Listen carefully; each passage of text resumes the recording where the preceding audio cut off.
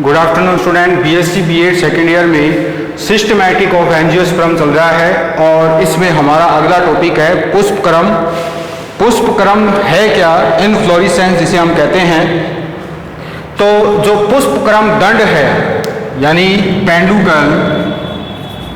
पेंडुकल हम किसे कहेंगे? पुष्पक्रम दंड। पुष्पक्रम दंड पर पुष्पों की व्यवस्था क्रम को हम क्या कहते हैं? पुष्पक्रम कहते हैं। जैसे मान लो ये एक पुष्पक्रम दंड है, ठीक है, तो इस पर ये पुष्प लगे हुए हैं, इस तरह से ये पुष्प लगे हुए हैं। तो इस प्रकार की जो व्यवस्था है, तो कई तो ऐसे पुष्पक्रम दंड भी है जहां शीर्ष पर केवल एक ही पुष्प होता है, बाकी पुष्प होते ही नहीं है, ठीक है।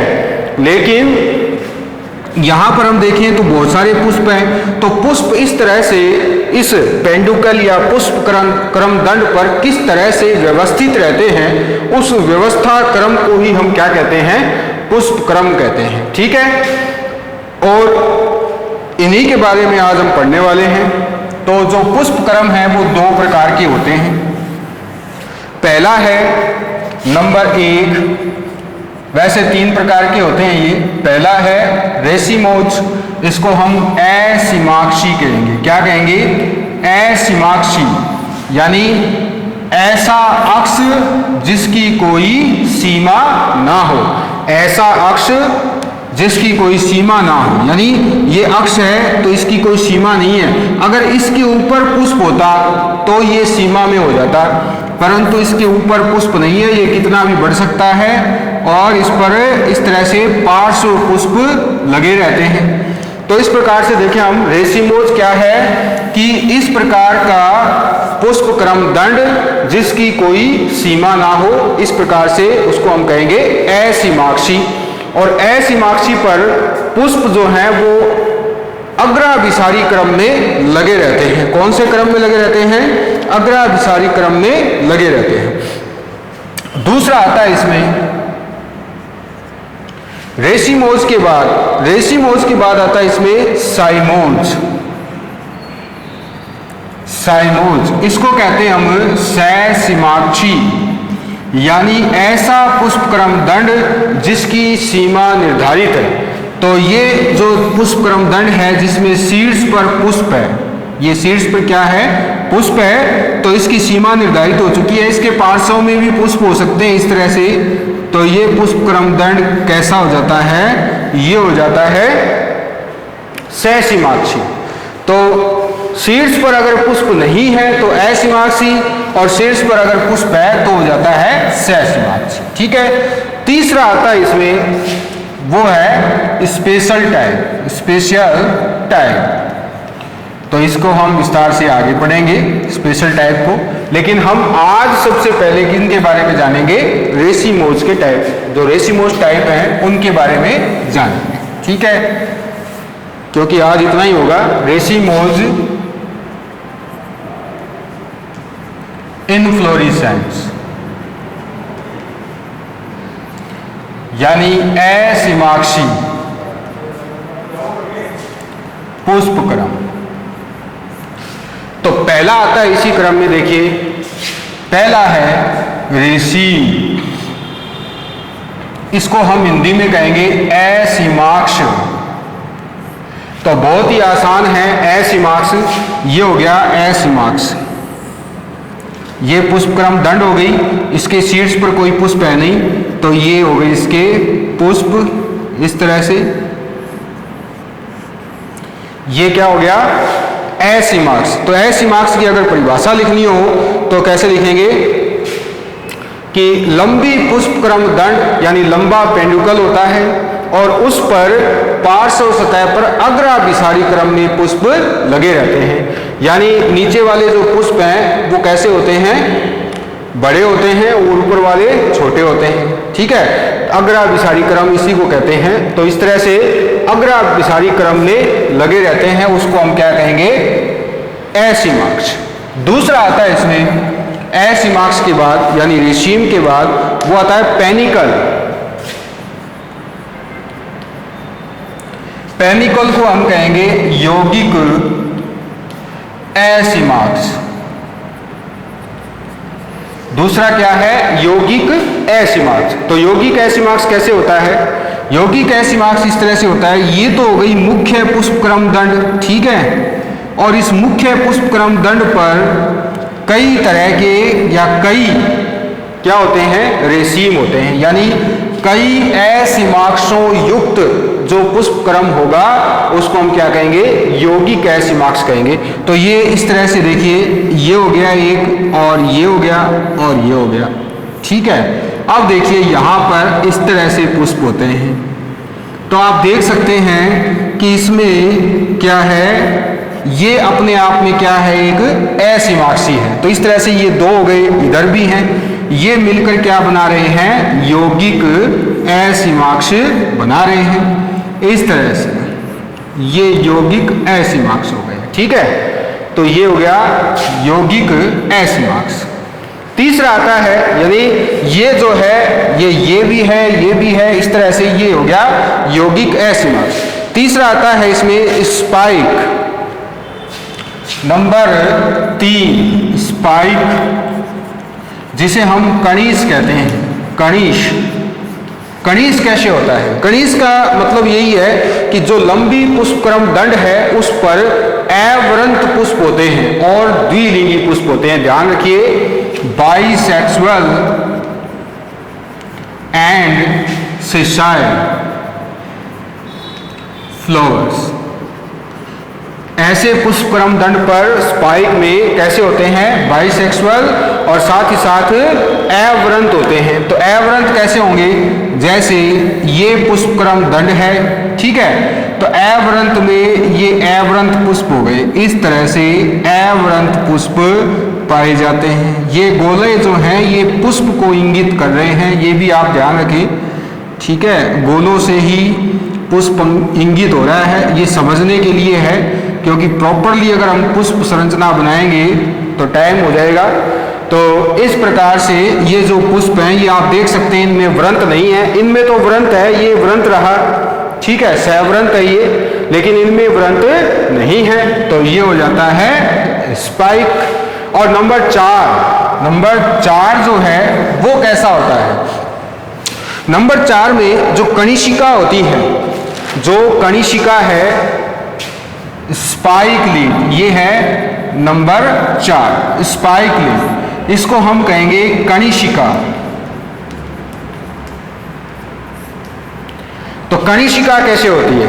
कनिशिका इस तरह से होती है कि लंबे सहपत्र होते हैं, खुरदरे सहपत्र जिसे हम कहते हैं वो होते हैं। तो इस तरह से स्कॉर्पियन स्टाइल में इनकी संरचना होती है ऐसे, ठीक है। और ये जो लंबे सहपत्र हैं वो ये लंबे लंबे जो सहपत्र हैं वो इस तरह से होते हैं इनके अंदर, ठीक है।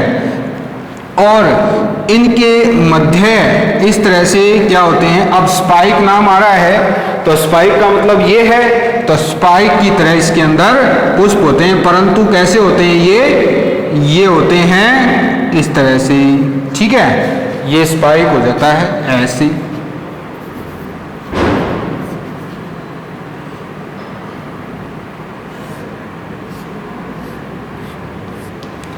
ये संरचना जो है वो पाई जाती है। तो ये कैसा हो गया, ये हो गया स्पाइक लीफ कनिशिका। जो गेहूं है उसमें जो गेहूं की जो बाली है उसको हम क्या कहते हैं, कनिशिका ही कहते हैं। नीचे की ओर ग्लूम होते हैं, इनको हम ग्लूम कहते हैं, ग्लूम सहपत्र, ठीक है। और इनके नीचे क्या होते हैं, लॉडिक्यूल्स होते हैं। तो इस तरह से ये हो जाता है स्पाइक लीफ। ये तो हो गए 4। अब बात करते हैं अगले 4 की।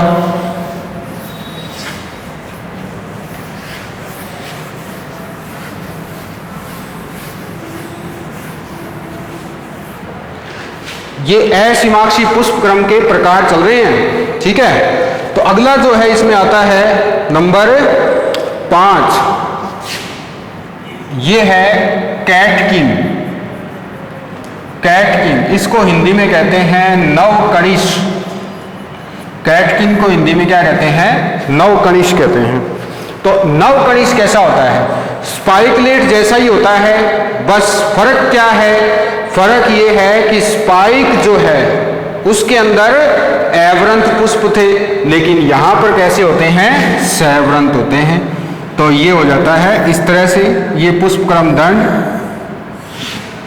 और इस पर ये जो व्यवस्था है जिसमें सहपत्र के साथ पुष्प वृंत भी हो, इस तरह की जो व्यवस्था है उसको हम क्या कहेंगे?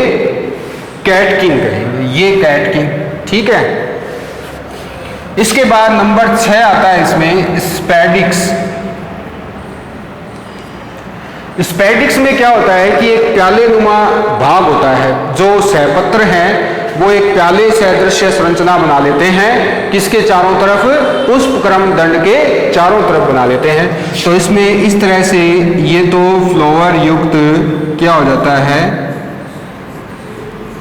पुष्प क्रम दंड हो गया इस तरह से, ठीक है, ये हो गया बस। और जो मैंने आपको बताया कि जो प्याले नुमा संरचना है वो बन जाती है, तो वो कैसे बन जाती है? इस तरह से देखिए, ये इस तरह का जो है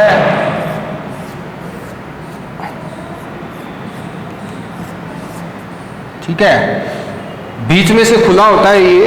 तो ये क्या है? इसका अंदर वाला भाग जो है वो है इसमें पुष्प, ये क्या है? फ्लावर है, ठीक है। और ये बाहर ये क्या है? ये ब्रैकेट है जो कैसी है?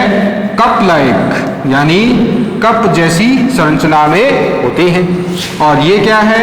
ये इसका पेंडुकल, यानी पुष्प क्रम दंड। तो इस प्रकार का जो है पुष्प वो क्या कहलाता है? स्पैडिक्स कहलाता है।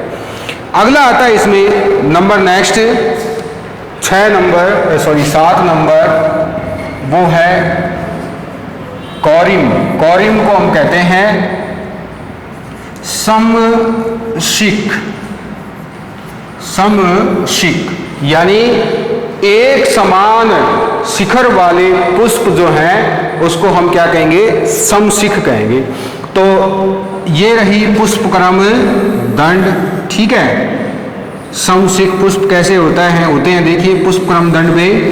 ये तो हो गई पुष्प क्रम दंड, ठीक है।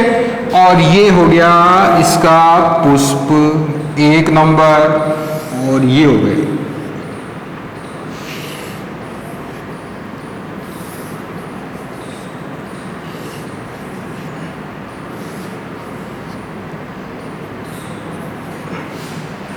अब आप इसमें देखोगे तो आपको एक चीज समझ में आ जाएगी कि सारे पुष्प जो हैं वो एक समान स्तर तक उठे हुए हैं, एक ही समान स्तर पर उठे हुए हैं। तो पुष्प क्रम दंड अधिक लंबा होता है और अग्राभिसारी क्रम में पुष्प एक समान स्तर पर उठे हुए होते हैं। नीचे वाले पुष्पों के वृंत लंबे और पुष्प पुराने होते हैं, यानी नीचे वाले पुष्प पुराने और लंबे वृंत वाले होते हैं। ऐसे लिख सकते हो, नीचे वाले पुष्प पुराने और लंबे वृंत वाले होते हैं, जबकि ऊपर वाले पुष्प कैसे होते हैं?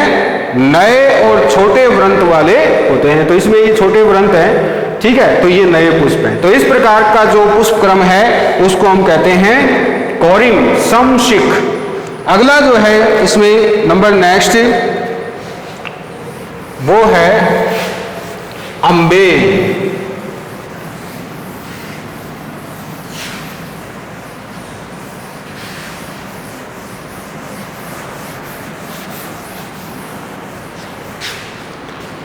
नेक्स्ट आता है इसमें अम्बेल। अम्बेल को हम कहते हैं छत्रक।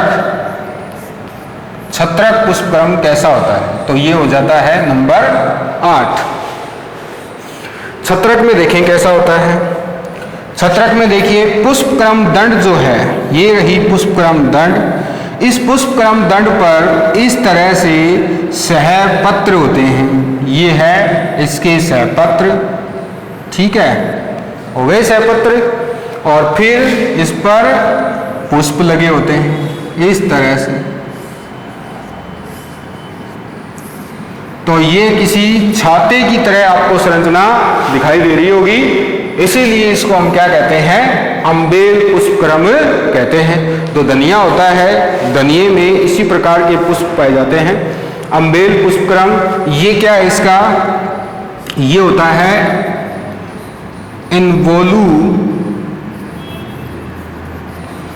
इन्वोलूकर। इसको हम क्या कहेंगे, इन्वोलूकर कहेंगे। इन्वोलूकर को हिंदी में कहते हैं सहपत्र चक्र, सहपत्र चक्र। ठीक है, इस प्रकार से ये सहपत्र चक्र होते हैं। ये इसका पेंडुकल है ही, ये क्या है, ये है पेडिसेल, ये पुष्प का व्रंत है। ठीक है, और ये फ्लोर है ही। तो इस तरह से अम्बेल छत्रक पुष्पक्रम होता है। अगला जो आता है वो है 9 नंबर, कंपाउंड अम्बेल यानी संयुक्त छत्रक। ये कैसा होता है, संयुक्त छत्रक। ये कैसा होता है, देखिए इसमें भी क्या है कि ये एक मुख्य इसकी क्या है, पुष्पक्रम दंड है, और इस पर इस तरह से सहपत्र होते हैं। फिर इससे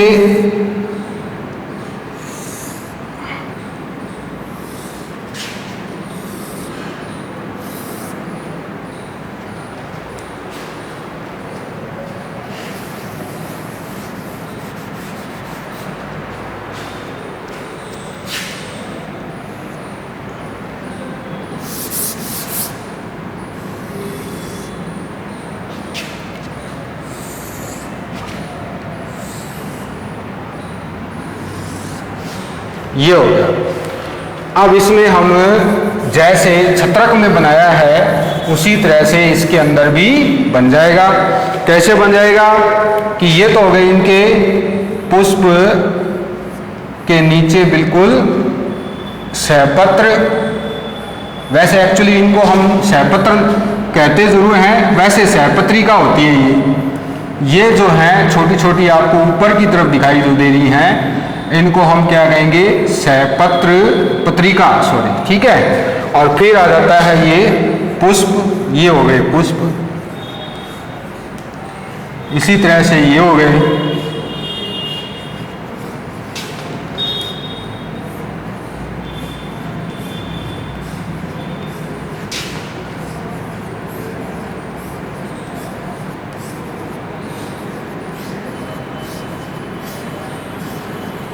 तो ये कंपाउंड अम्बेल हो गया। ठीक है, तो कंपाउंड अम्बेल में देखिए, अब इनमें आपको ये अंतर याद रखना है कि ये तो जो है इसको हम कहेंगे इन्वोल्यू सेल ऑफ ब्रैकेट, यानी सहपत्रिका चक्र, सहपत्रिकाओं का चक्र है, तो ये तो कहला जाएगा सहपत्रिका चक्र। और ये क्या है, ये है इन्वोलूकर,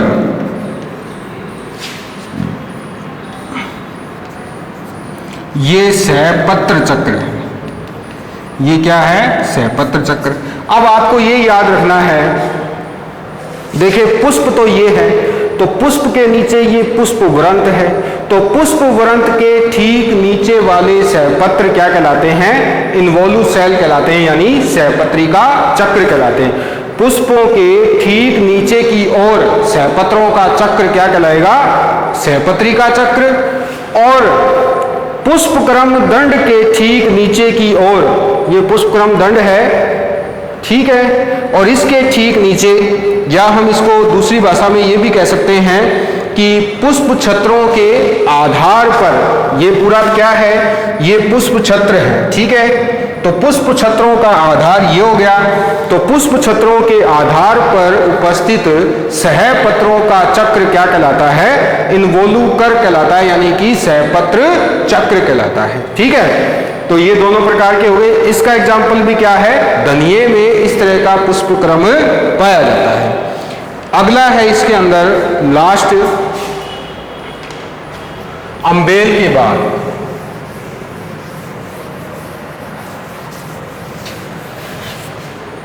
वो है कैपिटुलम 10 नंबर, ठीक है। इसको हम कहते हैं मुंडक प्रकार, कंपोज की फैमिली में पाया जाता है। सूरजमुखी जो होता है वो मुंडक प्रकार का पुष्पक्रम ही होता है। सूरजमुखी का फूल कैसा होता है? मुंडक ही होता है। तो इसमें होता क्या है कि इस तरह से पुष्पक्रम दंड जो है वो चपटा और उत्तल हो जाता है, अधिक संघनित होकर के चपटा और कैसा हो जाएगा? उत्तल हो जाएगा। उत्तल इस तरह से हो जाएगा, जिसके नीचे सहपत्र लगे होते हैं, ये इसके सहपत्र हैं। सूरजमुखी का पुष्प कहीं आपके आसपास हो तो आप उसको देख सकते हैं, मेजरमेंट कर सकते हैं। तो इस तरह से ये हो गए इसके सहपत्र। इनको हम क्या कहेंगे? इन्वोलूकर। इनको हम क्या कहेंगे? इन्वोलूकर, सहपत्रिका कहेंगे इसको हम, ठीक है। और इस उत्तल सतह पर ऊपर की ओर जो मुंडक है इसका, ये वाला, इस पर अवृंत पुष्प लगे होते हैं। इस तरह से ये अवृंत पुष्प हो गए। ये अवृंत पुष्प इस तरह से इस पर लगे हुए रहते हैं, ठीक है। तो इसमें भी आपको ये ध्यान रखना है कि जो मध्य वाले हैं, यानी कि ये वाले जो पुष्प हैं, ये तो होते हैं डिस्क फ्लोरेट, हो सकते हैं। बीच वाले यानी 2 तरह के पुष्प होते हैं। तो यहाँ पर ये वाले जो हैं ये कैसे हैं? ये हैं डिस्क फ्लोरेट। इनको हम हिंदी में कहेंगे बिंब पुष्पक। ये क्या होंगे? बिंब पुष्पक, ठीक है। और जो किनारे वाले यानी परिधि की ओर हैं उनको हम कहेंगे रे फ्लोरेट, यानी रे माने होता है रश्मि किरण, तो रे यानी रश्मि पुष्पक, ये हो जाते हैं रश्मि पुष्पक। और मध्य में कैसे हो जाते हैं? Disc floret. जो डिस्क फ्लोरेट होते हैं वो द्विलिंगी होते हैं अधिकतर, और जो रे फ्लोरेट हैं उनमें एक लिंगी पुष्प पाए जाते हैं। तो पुष्पक्रम जो है असीमाक्षी वो यही है। ये 10 प्रकार आपको याद करने हैं। और एग्जाम से रिलेटेड जो इंपॉर्टेंट है वो इसमें कंपाउंड अम्बेल है, अम्बेल है, कॉरिम्ब है, ठीक है। और वैसे तो सारे ही इंपॉर्टेंट है, पर सबसे ज्यादा इंपॉर्टेंट जो है वो है कंपाउंड अम्बेल, कैपिटुलम, मुंडक प्रकार का पुष्पक्रम, और स्पाइकलेट। स्पाइकलेट यानी जो कणिशिका है जो गेहूं में पाई जाती है, उसको आप अच्छी तरह से याद कर लेंगे। तो आज के लिए विद्यार्थियों इतना ही। अगली क्लास में हम इनफ्लोरेसेंस से संबंधित जो कुछ बचा हुआ है, दूसरा प्रकार इसका और स्पेशल टाइप ऑफ इनफ्लोरेसेंस, वो हम पढ़ने वाले हैं। इसको आप रिवाइज कीजिए। धन्यवाद।